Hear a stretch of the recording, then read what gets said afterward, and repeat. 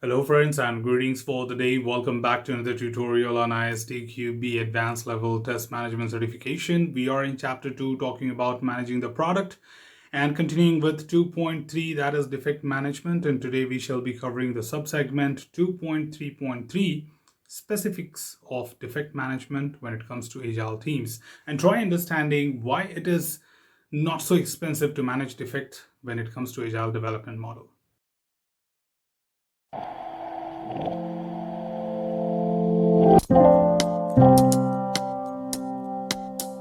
As our fundamental understanding about the Agile says that the Agile is a methodology which talks about minimum documentations and maximum productivity. Certainly, the organization which follows Agile as a methodology makes sure that they try to reduce their effort on writing documentation or preparing certain reports. At the same time, they look forward to do the maximum work because that's what is the primary measure of success and progress. And that's where another important thing which comes is defect management, that is that agile development team look forward to manage all their defects so formally. Is that really true, or what exactly is the other way around which agile team can handle? Because if they start formally documenting every single defect, it certainly may consume a lot of time. And that is where we want to discuss that as a test manager. How would you like to manage your defect when it comes to agile development teams? So a simple context being discussed in slightly detail. So let's get into that.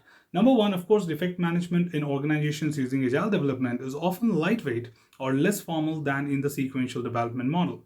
If agile teams are co-located or have well-established communication means available, then information about a defect or failure is often exchanged among testers, customer representatives, and developers without a formal defect report. Now, that pretty much makes a lot of practical sense that given that the team is co-located and if they are face to face sitting with each other, we certainly can help them know the problem and let the developer have a quick discussion that, okay, what is the defect? Let me see it on your screen and then start working on it. As far as the defect is getting resolved, the objective is not to define the product quality in terms of gathering the data of defect management. We may go ahead and resolve the problems. Now, certainly this is not going to be a practical way, because practically if you talk about for a management, it is crucial for them to show that how many defects we resulted in identifying and how many defects we have resolved so far, which in turn improves the quality of the product. So this may not be so practical, I would say, because when it comes to mature organization, documentation and measure of quality certainly happens on the number of defects identified. And for that, we have to document. So I would say what they would have meant here is having a very lightweight documentation rather than no documentation. So it's not that it is going to be verbal in very practical world. In the practical world, it will be more of like having a simple and high level determination of the summary, the description, priority, severity, and that's all. Until unless the management has particular objective about defect data, which we'll talk in the upcoming tutorials, that what are the objectives of defect management. So that is where on the high level, we would like to say that Agile looks forward to have minimum documentation. However, we can have a lightweight documentation to track the defects or at least log them for the efficiency measurement. Also to add here, of course, defect reports should, however, be created for the following reasons. If you say defect that block other current sprint activities, defects that cannot be resolved within the same iteration, which is like some agile team have a rule of creating a defect report if the defect cannot be resolved within the same particular iteration or same particular day of the failure. Defects which must be resolved by or in cooperation with other teams in multi-team organization, defect that must be solved by a supplier, which is third party, and defects where a defect report is explicitly requested, which is more from the point of like when it is being deferred or when you have standards, when you have regulation being followed, then we don't have any excuse. But if you look at all these 5 pointers, it certainly says those things which we cannot immediately resolve, right?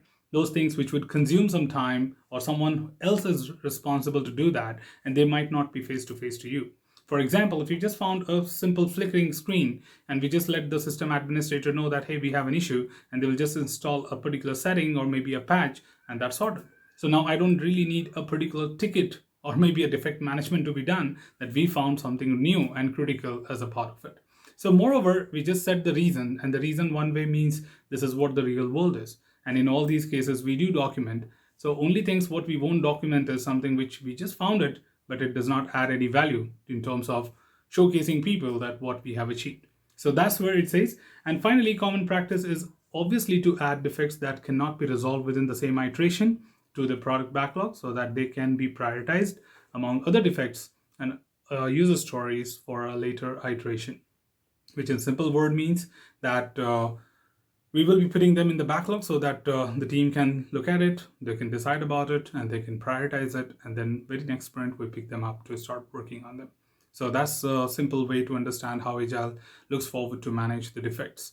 Further to add here, of course, when it comes to Agile itself, we do have, although the foundation of defect management should be set in an organization test strategy, many aspects, including the level of formality, triggers for the creation of a defect report, and defect attribute to be captured, may be left to the agreement among the Agile team members. Now, the very important thing here is to understand that it is not something which we just decide on the go. As a part of the initial test strategy definition, we put across all these details that when should we create the defect report, what should we include in that, how formal will that be, and how informal that will be, and everything else related to it. So that means it's all predetermined, and sometimes this determination can be done by the Agile team members itself. That means they decide what exactly to be done when it comes to defects.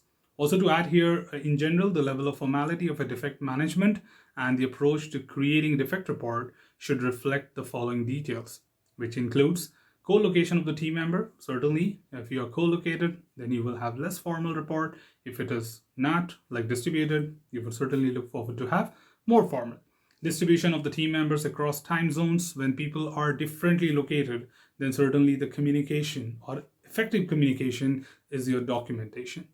Also to add here, the number of teams that cooperate on product development. If just one team is working, for example, a small scale organization, I just have 4 developers, 2 testers, then we can just talk to each other.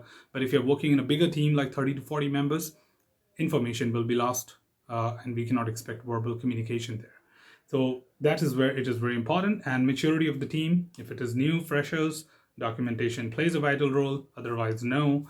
Size of the team, which is certainly the number of people working together, collaboration with external team, the risk associated with the product, and regulatory, contractual, or other specific requirements which may drive your formality level of the defect management within the organization. Finally, to add here, of course, we are talking about the final decision of the Agile team regarding the details of defect management should always be documented, which is with guidelines in a knowledge management tool. So it includes that you may have Confluence or other platforms where you define the guidelines for the project and when and where the defect report will be created and what should be the template of it should all be mentioned as a part of it. That means somewhere the team should find the information related to how are we doing defect management when it comes to Agile methodology, right? So that's pretty much what we had from this particular tutorial, team. Should you have anything else, feel free to comment below. I'm always there to address your queries and answer them well. Till then, keep learning, keep exploring, keep understanding the context. Thanks for watching the video, team, and happy learning.